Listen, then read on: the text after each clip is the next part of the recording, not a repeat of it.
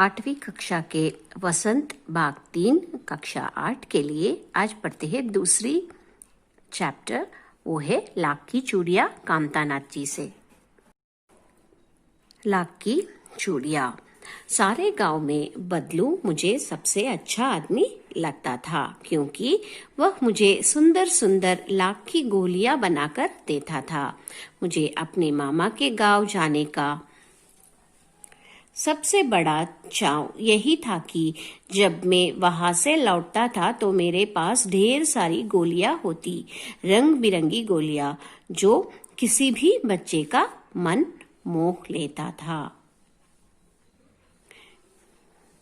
तो बच्चों, यहाँ पे कामतानाथ जी अपने बचपन के बारे में बता रहे हैं, यानी कि वो अपने मामा के गांव जाते थे। वहां पे बदलू नाम के एक आदमी था जो लाख की सुंदर सुंदर गोलियां बनाकर उन्हें देता था, जो उन्हीं से चूड़ियां भी बनाता था। इसीलिए उसे बहुत अच्छा लगता था गांव जाना और उस बदलू के हाथ से गोलियां लेके खेलना। वो तो रंग बिरंगे गोलियां भी बना के देता था। वैसे तो मेरे मामा के गांव का होने के कारण मुझे बदलू को बदलू मामा करना चाहिए था, परंतु मैं उसे बदलू मामा ना कहकर बदलू काका कहा करता था, जैसा कि गांव के सभी बच्चे उसे कहा करते थे। बदलू का मकान कुछ ऊंचे पर बना था। मकान के सामने बड़ा सा सहन था, जिसमें एक पुराना नीम का वृक्ष लगा था। उसी के नीचे बैठकर बदलू अपना काम किया करता था। बगल में भट्टी दहकती रहती, जिसमें वह लाख पिघलाया करता। सामने एक लकड़ी की चौखट पड़ी रहती, जिस पर लाख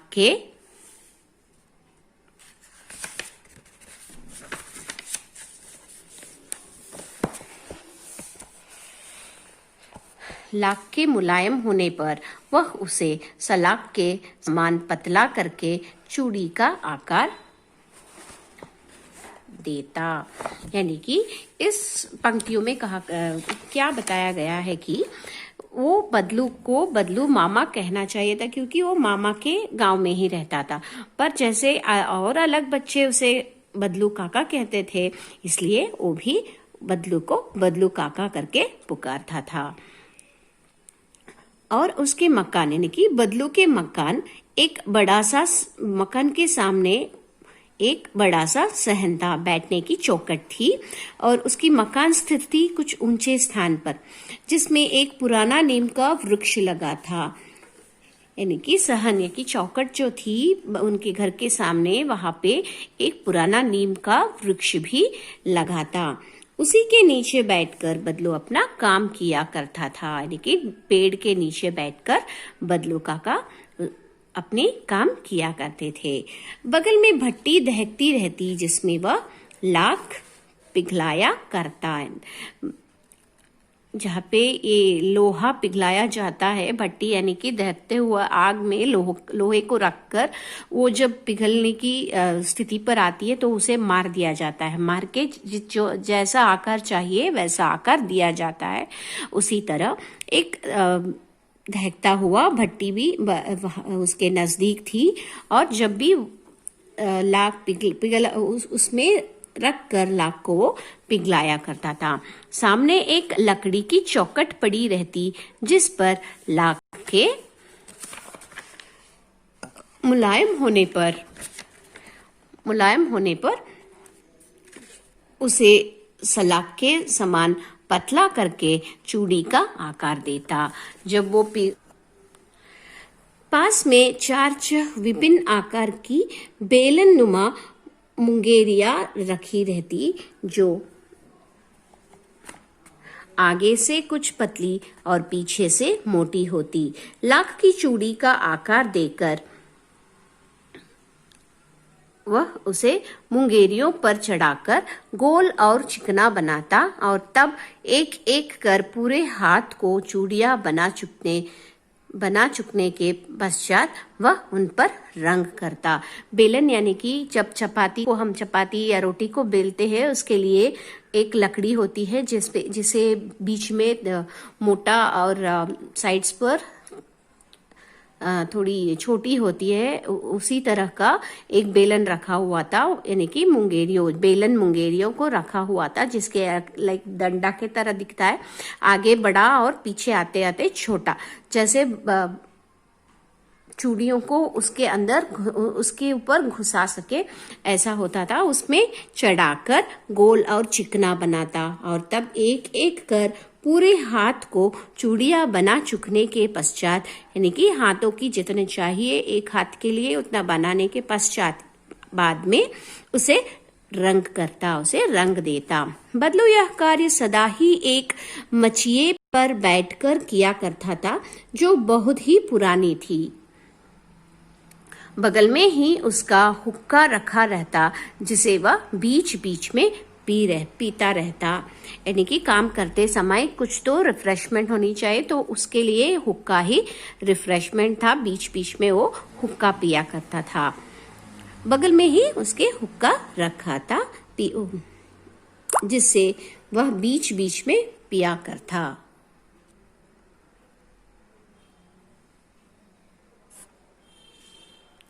बदलू यह कार्य सदा ही एक मचिए पर बैठकर किया करता जो बहुत ही पुरानी थी। मचिए यानी कि स्टूल, जिस स्टूल पर वो बैठा करता वो बहुत पुरानी थी। गांव में मेरा दोपहर का समय अधिकतर बदलू के पास बीतता। वह मुझे लल्ला कहा करता और मेरे पहुंचते ही मेरे लिए तुरंत एक मचिया मंगा देता और घंटों बैठे बैठे उसे इस प्रकार चूड़ियां बनाते देखता रहता। लगभग रोज ही का 4 जोड़े चूड़ियां बनाता। पूरा जोड़ा बना लेने पर वह उसे बेलन पर चढ़ाकर कुछ क्षण चुपचाप देखता रहता, मानो वह बेलन न होकर किसी नववधू का कलाई हो। बदलू यह कार्य करने पर एक मचिए पर बैठा रहता, यानी कि छोटे से स्टूल पर बैठा रहता और वो बहुत पुरानी थी और उसकी रिफ्रेशमेंट यानी कि बीच बीच में रिफ्रेश होने के लिए वो हुक्का पीता। गांव में दोपहर का समय अधिकतर बदलू के पास बीतता, यानी कि लेखक कामतानाथ जी जो है वो जब उनके मामा के गांव में जाते तो दोपहर का समय तो उनका हमेशा उस बदलू काका के साथ ही बीतता। वह मुझे लल्ला कहा करता, यानी कि बदलू काका जो थे वो लेखक जी को लल्ला कहा करते थे और उन लेखक जी का पहुंचते ही उसके लिए भी एक मचिया मंगा देते, यानी कि एक स्टूल उन्हें भी बैठने के लिए वो अंदर से मंगा लेकर उसे बैठने को कहते। वहां पे घंटों तक बैठे बैठे उसी प्रकार चूड़ियां बनाते देखता रहता। देखने में बहुत मजा आता था उन्हें चूड़ियां बनाना देखकर। तो लगभग रोज ही का 4 जोड़े चूड़ियां बनाता, यानी कि बदलू जो था वो एक रोज के लिए 4 या 6 जोड़े चूड़ियां बनाता। पूरा जोड़ा बना लेने पर वह उसे बेलन पर चढ़ाकर, यानी कि उस लकड़ी जो थी आगे मोटी और पीछे छोटी, उस पर उस गरम चूड़ियों को पहनाकर, यानी कि चढ़ाकर उसे ठंडा होने तक जब वो इंतजार करता तो उन्हें लगता था कि कुछ नई वधू की हाथ पर कलाई पर चूड़ियां पहनाकर ये बदलू काका उसे देख रहे हो। बदलू मनिहार था। चूड़ियां बनाना उनका पैतृक पेशा था और वास्तव में वह बहुत ही सुंदर चूड़ियां बनाता था। जो हम यहाँ पे मनिहार का मतलब जो है उनकी ऑक्यूपेशन का नाम देते, वो क्या काम करते हैं, कि जो मनिहार है वो चूड़ियां बनाने की काम करने वालों को मनिहार बोलते हैं। चूड़ियां बनाने का काम तो वो पैतृक पोशाक, यानी कि उनके पूर्वजों की पेशा थी, यानी कि ऑक्यूपेशन थी और वास्तव में वह बहुत ही सुंदर चूड़ियां बनाता। पर यहाँ पे लेखक कह रहे हैं कि वो बहुत ही अच्छे सुंदर चूड़ियाँ बनाता था। कौन बनाता था? बदलू काका बनाता था। उसकी बनाई हुई चूड़ियों को खपत भी बहुत थी। यानी कि खपत मीन्स उसके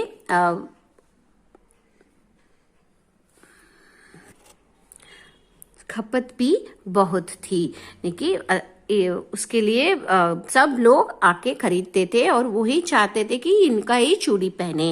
उस गांव में तो सभी स्त्रियां उसकी बनाई हुई चूड़ियां पहनती ही थी। आसपास के गांव के लोग भी उससे चूड़ियां ले जाते थे, परंतु वह कभी भी चूड़ियों को पैसों से बेचता ना था।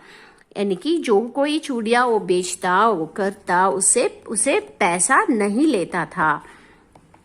उसका कभी अभी तक वस्तु विनिमय का तरीका था और लोग अनाज के बदले उससे चूड़ियां ले जाते थे। यानी कि वस्तु विनिमय जो सोशल स्टडीज में आपको आता है, बार्टर सिस्टम आपने पढ़ाई होगा।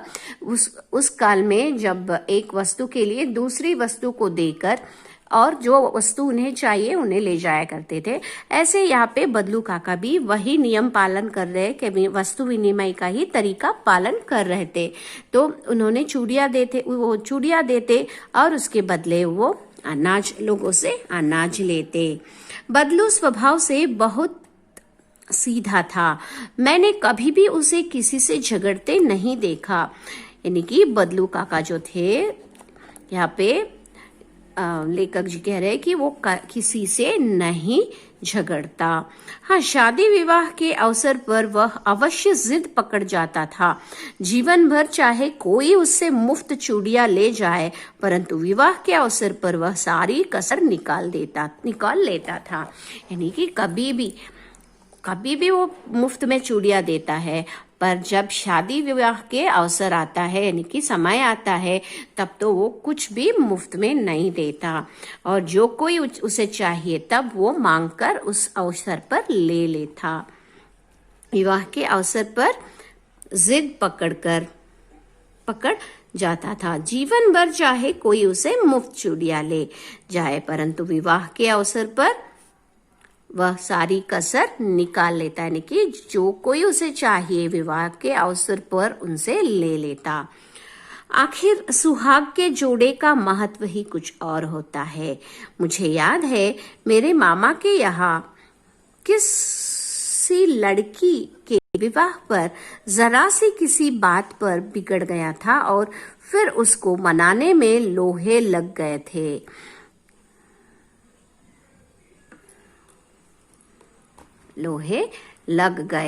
यानी कि एक समय का बात कर रहे हैं अपने लेखक जी, जब उस बदलू काका ने बहुत जिद पकड़ी एक शादी में और उसे मनाने के लिए क्या क्या बातें करनी पड़ी और क्या क्या उसे समझाना पड़ा। इसी को यहाँ पे लोहे लग गए, यानी कि कितनी मुश्किल हो गई उसे समझाने में या मनाने में। विवाह में इसी जोड़े का मूल्य इतना बढ़ जाता था कि उसके लिए उसकी घरवाली को सारे वस्त्र मिलते, ढेरों अनाज मिलता, उसको अपने लिए पगड़ी मिलती और रुपये जो मिलते सो अलग।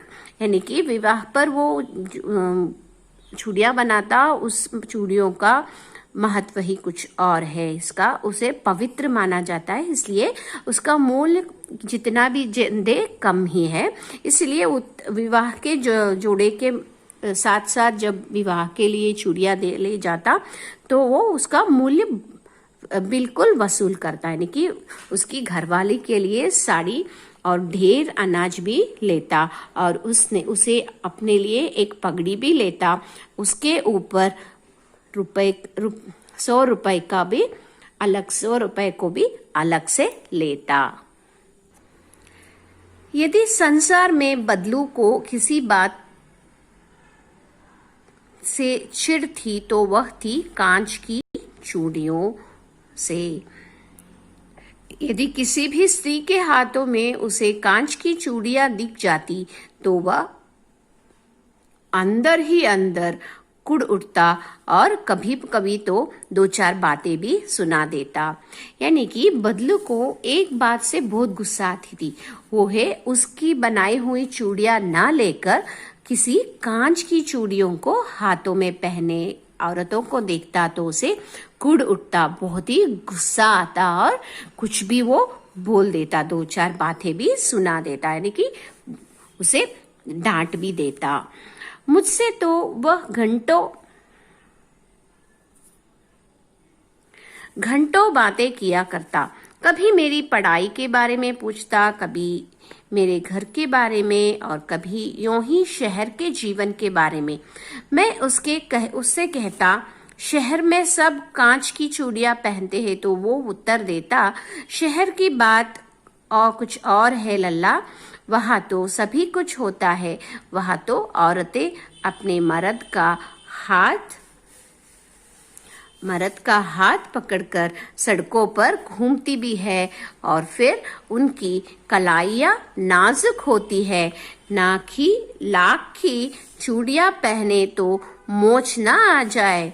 यानी कि यहाँ पे लेखक बता रहे कि कैसे उसने कांच की चूड़ियों के बारे में एक्सप्लेन कर रहा था लेखक जी को। कौन एक्सप्लेन कर रहा था? बदलू काका। बदलू काका क्या कहते हैं, घंटों उसके साथ लेखक बदलू काका के साथ बात करते बैठते। तो कभी लेखक जी के पढ़ाई के बारे में, घर के बारे में बदलू काका तो पूछा करते थे। तब एक बार जब लेखक जी ने कहा कि हमारे शहर में जहाँ मैं पढ़ता हूँ तो वहाँ पे सभी लोग कांच की चूड़ियाँ पहनते हैं, तो उसने उत्तर दिया कि शहर में बहुत कुछ हो सकता है लल्ला, वहाँ सब कुछ हो सकता है, वहाँ औरतें अपने मर्द का हाथ पकड़कर सड़कों पर घूमती भी है। यानी कि हस्बैंड और वाइफ, यानी कि मर्द, बीवी और मर्द दोनों हाथ पकड़कर रास्ते में घूमते हैं, ये भी होता है। और फिर उनकी कलाइयाँ इतनी नाजुक होती है कि अगर वो लाख की चूड़ियाँ पहन ले तो उसे मौच आएगी। यानी कि उस कांच की चूड़ियाँ इतना भारी लगता है शहर के लड़कियों और औरतों को कि वो मोच आ जाती है, कुछ दर्द सी महसूस होने लगती है। कभी कभी बदलू मेरे अच्छी खासी खातिर भी करता। जिन दिनों उसकी गाय के दूध होता, वह सदा मेरे लिए मलाई बचाकर रखता और आम की फसल में तो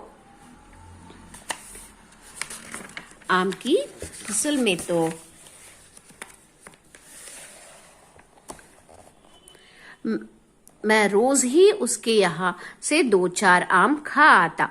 परंतु इन सब बातों अतिरिक्त जिस कारण वह मुझे अच्छा लगता वह है था कि लगभग रोज ही मेरे लिए 1-2 गोलियां बना देता। यानी कि जब भी लेखक जी उनके घर में जाते, यानी कि बदलू काका के घर जाते गाँव जाते समय, तब वहां पे बदलू काका क्या करते, उनके लिए मलाई बचा कर रखते और उसे भी खिलाते। और उसके घर पर अगर जो आम की सीजन हो तो वहां पे जाते तो उसे 2-4 आम जरूर खिलाते और उसके हाथों में खेलने के लिए उस लाख की जो चूड़ियां बना रहे थे उसकी गोलियां बनाकर उसे रंग लगाकर इसे खेलने के लिए देते। किसके लिए देते? लेखक कामतानाथ जी के लिए। मैं बहुधा हर गर्मी की छुट्टी में अपनी मामा के यहाँ चला जाता और 1-8 महीने वहां रहकर स्कूल खुलने के समय तक वापस आ जाता। पर 2-3 बार ही मैं अपने मामा के यहाँ गया होऊंगा। तभी मेरे पिता की शहर में बदली हो गई और एक लंबी अवधि तक मैं अपने मामा के गांव ना जा सका। तब लगभग 8-10 वर्षों के बाद जब मैं वहां गया तो इतना बड़ा हो चुका था कि लाख की गोलियों में मेरी रुचि नहीं रह गई थी। अतः गांव में हुए भी कई दिनों तक मुझे बदलू का ध्यान न आया।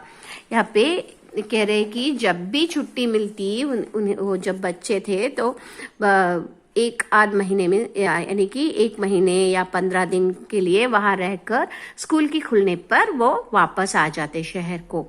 और 2-3 बार ही गए हुए थे। उसके बाद उसके पिताजी का बदली हो गई, इनकी ट्रांसफर हो गई उनकी नौकरी की, तो लंबी अवधि तक वो वहां पे जा ना सका। तकरीबन 8-10 वर्षों तक लेखक जी वहां जा न सके। तब अतः एक बार जाने की मन चाहा तो उन्होंने गांव गए। वो तो गांव गए। अतः गांव में हुए भी कितने दिन हो चुके थे, तो बदलू का ध्यान नहीं आया, इनकी ने याद नहीं आया कि बदलू काका के घर जाने की याद नहीं आई। कितने सालों बाद गए थे मामा के घर, तो उन्हें बदलू काका का याद नहीं आया। फिर विरले ही हाथों में मैं इस बीच मैंने देखा कि लगभग सभी स्त्रियां कांच की चूड़ियां पहनी थी। यानी कि सब जब लड़कियों के और स्त्रियों के हाथों में जब इन्होंने कांच की चूड़ियां देखी, तब इन्हें याद आया बदलू काका की। तो उन्होंने सोचा कि अब तो मैं बदलू काका को मिलकर आऊं, तो उन्होंने वहां से चल दिए। इस बीच मैंने देखा कि गांव में लगभग सभी स्त्रियां कांच की चूड़ियां पहने हैं। विरले ही हाथों में मैंने लाख की चूड़ियां देखी।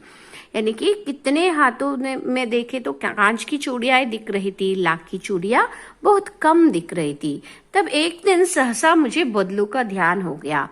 जब इस देखते देखते लाख की बात आई, तो उन्हें याद आ गया कि बदलू काका को देखने की चाहत भी आ गई उनमें। तो बात सोचा कि हुई कि बरसात में मेरे मामा की छोटी लड़की आंगन में फिसल कर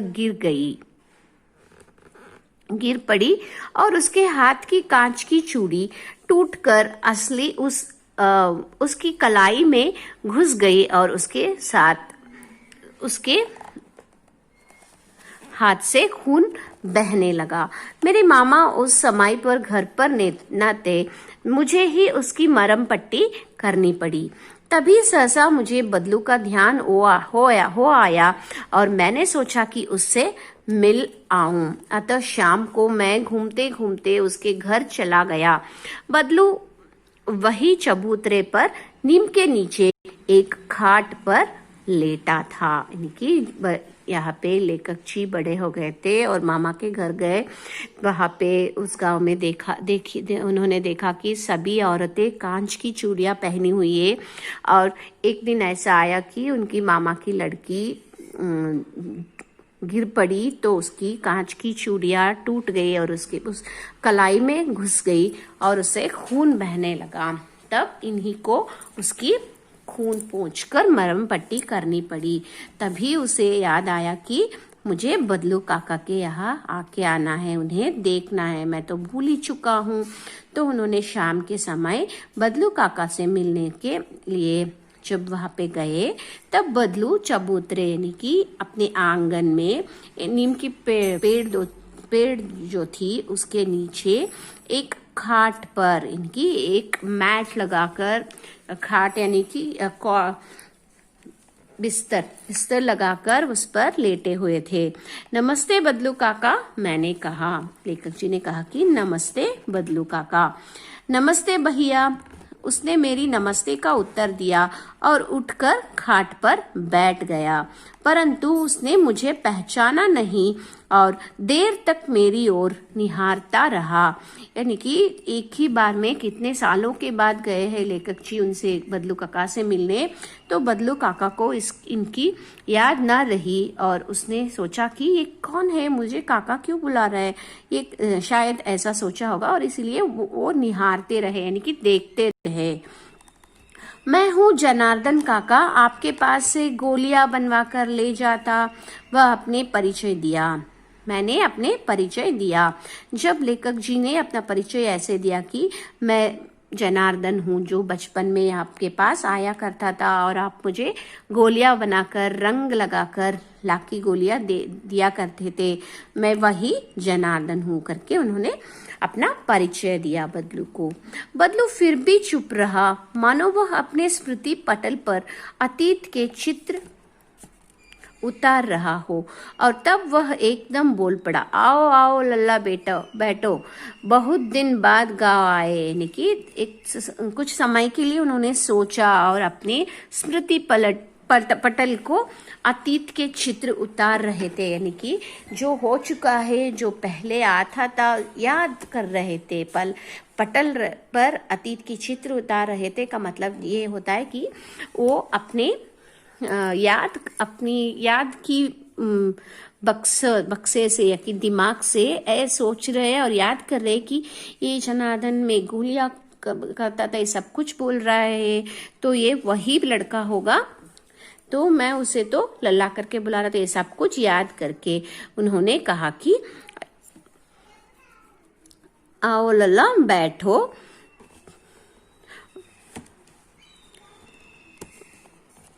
बैठो, बहुत दिन बाद गांव आए, यानी कि तुमने इतनी देर कर दी कि गांव आए नहीं। ऐसे कहते हुए उन्होंने अपना याद दोहराया, याद को सुहाना किया, यानी कि फ्रेश किया। तो उन्होंने अपना भूली हुई यादों को याद किया।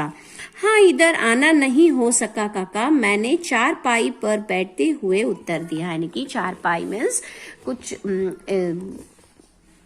जो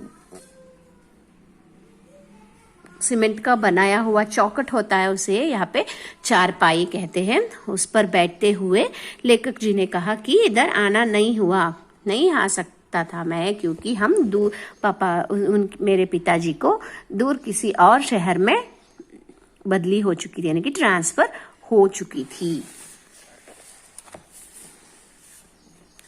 कुछ देर फिर शांति रही। मैंने इधर उधर दृष्टि दौड़ाई, ना तो मुझे उसकी बचिया ही नजर आई, ना ही भट्टी।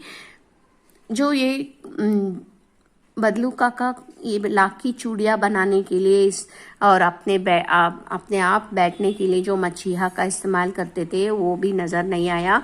और भट्टी जो आग लगाते और वह उसमें इस लाख को पिघलाते, और बेलन मुंगेरिया में जो ये लाख की चूड़ियाँ बनाते वक्त उस पर चढ़ाते, रंग लगाते, ये सब कुछ वस्तुएं लेखक जी को नजर नहीं आई, मीन्स दिखाई नहीं दी। आजकल काम नहीं करते काका, मैंने पूछा। जब वो नहीं दिखाई दी तो उन्होंने पूछा कि आजकल काम नहीं करते क्या काका? नहीं लल्ला, काम तो कई साल से बंद है। मेरी बनाई हुई चूड़ियाँ कोई पूछे तब तो गांव में कांच का प्रचार हो गया है। वह कुछ देर चुप रहा, फिर बोला, मशीन युग है ना यह लल्ला, आजकल सब काम मशीन से होता है। खेत भी मशीन से जोते जाते हैं, और फिर जो सुंदरता कांच की चूड़ियों में होती है, लाख में कहाँ संभव है। यानी कि लल्ला को, यानी कि लेखक को बता रहे, हाँ ये काम तो मैंने छोड़ दिया है, कितने साल हो गए बंद हुए। मेरी बनाई हुई चूड़ियाँ कोई पूछे तब ना, यानी कि सब लोग कांच की चूड़ियाँ पहनने लगे हैं। मेरी कोई लाख की चूड़ियाँ कोई पूछ नहीं रहा है, किसी को भी मेरी लाख की बनाई हुई चूड़ियाँ अच्छी नहीं लगती है। गांव में कांच का प्रचार हो गया है, यानी कांच की चूड़ियों का बहुत सी प्रचार हो चुका है, और यहाँ पे सिर्फ कांच की ही राज चल रहा है, कांच की चूड़ियों का ही राज चल रहा है। तो कुछ देर के लिए वो चुप रहा, और उसके बाद उन्होंने बोला कि मशीन युग है ना लल्ला, आजकल सब मशीन से होता है। तो बता रहे कि अब मशीन से ज्यादा काम होती है, इंसानों से नहीं। मशीन से खेत भी मशीन से जोते जाते हैं, यानी कि खेत की देखभाल भी मशीन से करते हैं। और फिर जो सुंदरता कांच की चूड़ियां में होती है, लाख में कहाँ संभव है। यानी कि कांच की चूड़ियों में जो सुंदरता है वो लाख की चूड़ियों में नहीं है। लेकिन कांच बड़ा खतरनाक होता है, बड़ी जल्दी टूट जाता है। मैंने कहा, लेखक ने कहा कि कांच बहुत खतरनाक है और वो जल्दी टूट जाता है। नाजुक तो फिर होता ही है लल्ला। कहते कहते उसे खांसी आ गई और वह देर तक खांसता रहा। यानी कि वो तो नाजुक होता ही है, बहुत नाजुक होता है, तो वो टूटता ही है, क्योंकि लाख की तरह वो बंदोबस्त नहीं होता, पर वो नाजुक होता है, इसलिए वो टूट जाता है। और इतना कहने के बाद उसे खांसी आ गई। मुझे लगा उसे दमा है, यानी कि दम की बीमारी होगी, इसलिए वो खांस रहा है। के साथ साथ उसका शरीर टल चुका था। उसके हाथों पर और माथे पर नसें उभर आई थी। वो यानी कि वो बूढ़ा हो चुका था। वो दिख रहा था जैसे वो बूढ़ा हो चुका था। जाने कैसे उसने मेरी शंका भांप ली और बोला, दमा नहीं है मुझे, फसली खांसी है। यानी कि उन्हें समझ आ गया कि लेखक जी क्या सोच रहे। उसने इमीडिएटली कहा कि मुझे दमा नहीं है, दम की बीमारी नहीं है, मुझे तो फसली खांसी यानी कि ये डस्ट एलर्जी जैसा हो गया है। यही महीने 2 महीने से आ रही है। ये तो ऐसे ही धूल से इन्फेक्शन जो होता है तब आता है हमें खांसी, इसी तरह महीने 2 महीने से उन्हें भी आ रहा था। 10-15 दिन में ठीक हो जाएगी। यानी कि उन्होंने कहा कि 10-15 दिन में ठीक हो जाएगी। मैं चुप रहा। मुझे लगा उसके अंदर कोई बहुत बड़ी व्यथा छिपी है। मैं देर तक सोचता रहा कि इस मशीन युग ने कितने हाथ काट दिए हैं। कुछ देर फिर शांति रही जो मुझे अच्छी नहीं लगी। कुछ देर तक लेखक भी चुप बैठे रहे और उन दोनों के बीच कुछ भी बातचीत नहीं हुई। और लेखक जी सोच रहे थे कि बदलू काका के दिल में कुछ तो व्यथा है, यानी कि कुछ तो प्रॉब्लम है जो वो बता नहीं सकते। और मशीन आने के बाद, मशीन युग शुरू होने के बाद, या तो कितने आदमियों को जो हेरिडिटरी ऑक्यूपेशन लेते हैं उस ऑक्यूपेशन के लिए कितना मार पड़ गया है। यानी कि हाथ काट दिए गए। यहाँ पे हाथ नहीं काटे जाते पर यहाँ पे काम नहीं दिया जा रहा है, उन्हें काम नहीं मिल रहा है। हाथ काटे दिए हैं इसका मतलब है काम नहीं मिल रहा है। कुछ देर फिर शांति रही जो मुझे अच्छी नहीं लगी। यानी कि दोनों में बातचीत नहीं हुई। तब उन्हें लगा कि कितनी इतनी चुपचाप बैठना अच्छा नहीं लगता। इसलिए उन्होंने फिर से अपने आप पहले बात करने के लिए मन किया और उन्होंने बदलू काका से पूछने के लिए शुरू की कि आम की फसल अब कैसी है काका। कुछ देर पश्चात मैंने बात का विषय बदलते हुए पूछा। यानी कि चुप रहने की मन नहीं लगी उनसे, इसलिए उन्होंने फिर से बात करना शुरू किया। अच्छी है लल्ला, बहुत अच्छी है, उसने लहकाकर उत्तर दिया और अंदर अपनी बेटी को आवाज दी। अरे रज्जो, लल्ला के लिए आम तो ले आ। फिर मेरी और मुखातिब होकर बोले, माफ करना लल्ला, तुम्हें आम खिलाना भूल गया था। यानी कि उन्होंने कहा कि आम की फसल तो बहुत अच्छी है, बहुत अच्छी सी चल रही है। तो उन्होंने अपनी बेटी रज्जो को बुलाया और उन्होंने उसे आम लाने के लिए कहा और लेखक जी से माफी मांगी क्योंकि वो उन्हें आम खिलाना भूल गए थे। नहीं नहीं काका, आम तो इस साल बहुत खाए हैं। वाह वाह, बिना आम खिलाए कैसे जाने दूंगा तुमको। यानी कि लेखक ने कहा कि मैंने आम तो इस साल बहुत खाए हैं, फिर भी बदलू काका ने कहा तुम्हें आम खिलाए बिना मैं तुम्हें नहीं जाने दूंगा। कैसे जाने दे सकता हूं मैं।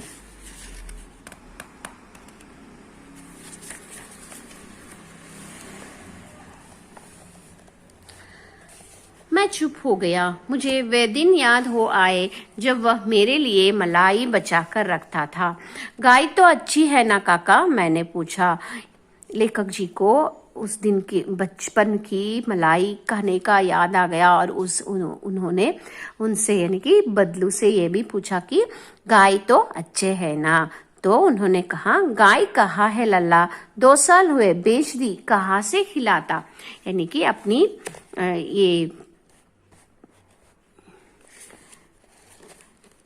गांव में गाय को खिलाने के लिए वो बहुत मजबूर बनता था, इसलिए उन्होंने गाय को भेज दिया। इतने में रज्जो, उसकी बेटी, अंदर से एक डलिया में ढेर से आम ले आई। यह तो बहुत है काका, इतने कहाँ खा पाऊंगा, मैंने कहा। यानी कि उनकी बेटी यानी कि बदलू काका के बेटी ने एक डलिया में ढेर से आम लेकर आई, पर लेखक ने कहा कि इतनी सारा मैं नहीं खा सकूंगा। तो उन्होंने कहा, शहरी ठहरे ना, मैं तुम्हारी उम्र का था तो चौगुने आम एक वक्त में खा जाता था। यानी कि तुम अब शहर सिटी में रह रहे हो, इसलिए बहुत नाजुक हो चुके हो, इसलिए बोल रहे हो कि मैं इतना आम नहीं खा सकता। अगर जब मैं तुम्हारी उम्र का था तो इससे चौगुने यानी कि इसका चौगुना यानी कि 4 गुना आम खाता था। आप लोगों की बात और है, मैंने उत्तर दिया। तो लेखक ने कहा कि आप लोगों की बात ही कुछ और है। अच्छा बेटी, लल्ला को 4-5 आम चाट कर दो, सिंदूरी वाले देना। लल्ला कैसे देखो, लल्ला कैसे है, इसी साल यह पेड़ तैयार हुआ है। यानी कि यह जिस पेड़ से आज इस बार आम आया है तो वो इसी साल का पेड़ है, इसमें नया वाला पेड़, इसमें आम बहुत अच्छे लगते हैं। तो बेटी को बोला बदलू ने कि 4-5 आम को चाट कर सेलेक्ट करके जो सिंदूरी वाले, इसमें सिंदूरी रंग वाले आम को लेकर लल्ला को देना। यहाँ पे लल्ला कौन है? लेखक कामतानाथ जी है। रज्जो ने 4-5 आम अंजुली में लेकर मेरी ओर बढ़ा दिया।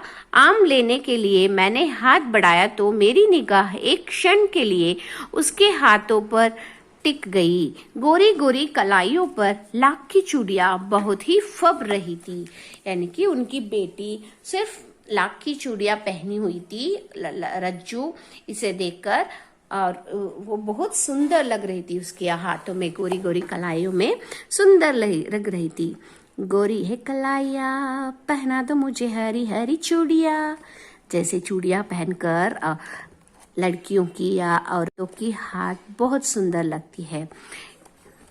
तो यहाँ पे लेखक भी वही कह रहे कि गोरे गोरे कलाइयों पर लाख की चूड़ियां बहुत ही फब रही थी, यानी कि जज रही थी, सुंदर लग रही थी। बदलू ने मेरी दृष्टि देख ली और बोल पड़ा, यही आखिरी जोड़ा बनाया था जमींदार साहब की बेटी के विवाह पर।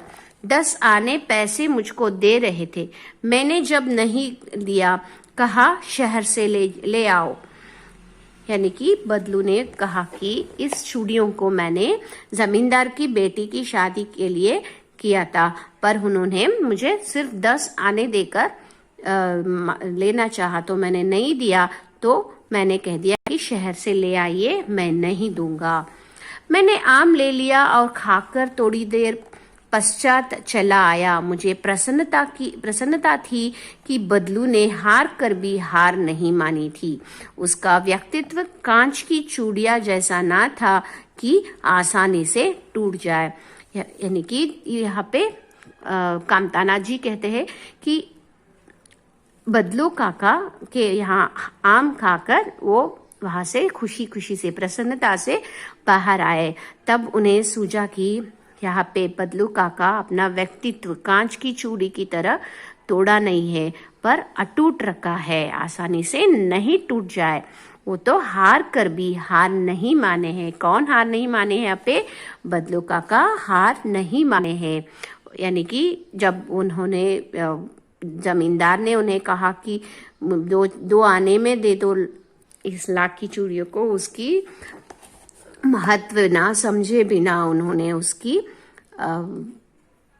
वैल्यू यानी कि रेट फिक्स करनी चाहिए, तो उसने नहीं माना। उसका महत्व क्या होता है ये समझ जाने के लिए उसने अपनी बनाई हुई चूड़ी अपनी बेटी को ही ले ली और उस पैसे को इनकार कर दिया। तो इन्होंने आसानी से हार नहीं मानी।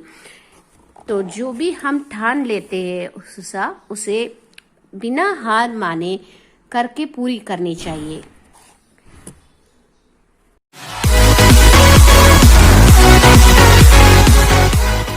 तो की हार बहुत सुंदर लगती है। तो यहाँ पे लेखक भी वही कह रहे कि गोरे गोरे कलाइयों पर लाख की चूड़ियां बहुत ही फब रही थी, यानी कि जज रही थी, सुंदर लग रही थी। बदलू ने मेरी दृष्टि देख ली और बोल पड़ा, यही आखिरी जोड़ा बनाया था जमींदार साहब की बेटी के विवाह पर। 10 आने पैसे मुझको दे रहे थे, मैंने जब नहीं दिया कहा शहर से ले आओ। यानी कि बदलू ने कहा कि इस चूड़ियों को मैंने जमींदार की बेटी की शादी के लिए किया था, पर उन्होंने मुझे सिर्फ 10 आने देकर लेना चाहा, तो मैंने नहीं दिया। तो मैंने कह दिया कि शहर से ले आइए, मैं नहीं दूंगा। मैंने आम ले लिया और खाकर थोड़ी देर पश्चात चला आया। मुझे प्रसन्नता थी कि बदलू ने हार कर भी हार नहीं मानी थी। उसका व्यक्तित्व कांच की चूड़ियां जैसा ना था कि आसानी से टूट जाए। यानी कि यहाँ पे कामताना जी कहते हैं कि बदलू काका के यहाँ आम खाकर वो वहाँ से खुशी खुशी से, प्रसन्नता से बाहर आए। तब उन्हें सूझा कि यहाँ पे बदलू काका अपना व्यक्तित्व कांच की चूड़ी की तरह तोड़ा नहीं है, पर अटूट रखा है, आसानी से नहीं टूट जाए। वो तो हार कर भी हार नहीं माने हैं। कौन हार नहीं माने हैं? यहाँ पे बदलू काका हार नहीं माने हैं। यानी कि जब उन्होंने जमींदार ने उन्हें कहा कि दो आने में दे दो इस लाख की चूड़ियों को, उसकी महत्व ना समझे बिना उन्होंने उसकी वैल्यू यानी कि रेट फिक्स करनी चाहिए, तो उसने नहीं माना। उसका महत्व क्या होता है ये समझ आने के लिए उसने अपनी बनाई हुई चूड़ी अपनी बेटी को ही ले ली और उस पैसे को इनकार कर दिया। तो इन्होंने आसानी से हार नहीं मानी। तो जो भी हम ठान लेते हैं उसे बिना हार माने करके पूरी करनी चाहिए।